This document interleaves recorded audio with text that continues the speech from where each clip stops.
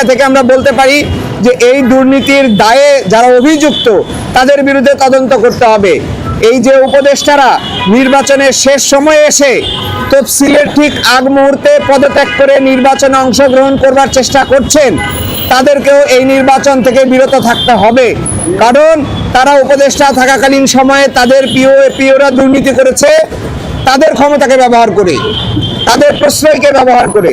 অতএব তারা এখন নির্বাচনে অংশগ্রহণ করে তাদের সেই অবৈধ অর্থ বিনিয়োগ করে তারা নির্বাচন করবে না, এই গ্যারান্টি এই রাষ্ট্র আমাকে দিতে পারে নাই, এই সরকার দিতে পারে নাই।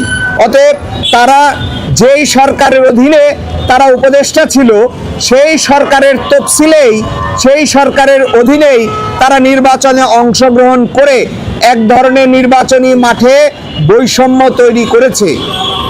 এই বৈষম্যের সুযোগ তাদের থাকা উচিত নয়।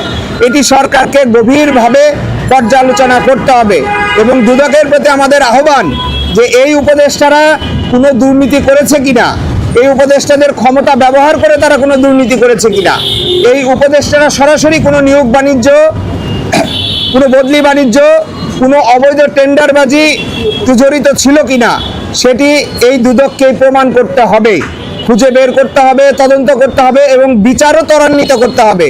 যতক্ষণ পর্যন্ত তারা বিচার নিষ্পত্তি করতে না পারবে ততক্ষণ পর্যন্ত এই উপদেষ্টাদের নির্বাচনে অংশগ্রহণ করবার কোনো সুযোগ থাকা উচিত নয় বলে বাংলাদেশ যুব অধিকার পরিষদ মনে করে। অতএব আমাদের দাবি স্পষ্ট, নাগরিক হিসেবে তারা নির্বাচনে অংশগ্রহণ করতেই পারে, কিন্তু তারা যেহেতু এই সরকারের উপদেষ্টা হিসেবে এই দায়িত্ব পালন করেছে এবং তাদের এপিএসদের দুর্নীতির বিষয়টি সামনে এসেছে, অতএব যতক্ষণ পর্যন্ত এই দুর্নীতির অভিযোগগুলো এবং এই দুই উপদেষ্টা যতক্ষণ পর্যন্ত দুর্নীতি দমন কমিশন তাদের দুর্নীতি তদন্ত করে নিষ্পত্তি না করবে ততক্ষণ পর্যন্ত এদের নির্বাচনে অংশগ্রহণ করবার সুযোগ থাকা উচিত নয়। অতএব আমরা সেই দাবিটি আপনাদের সামনে উত্থাপন করছি।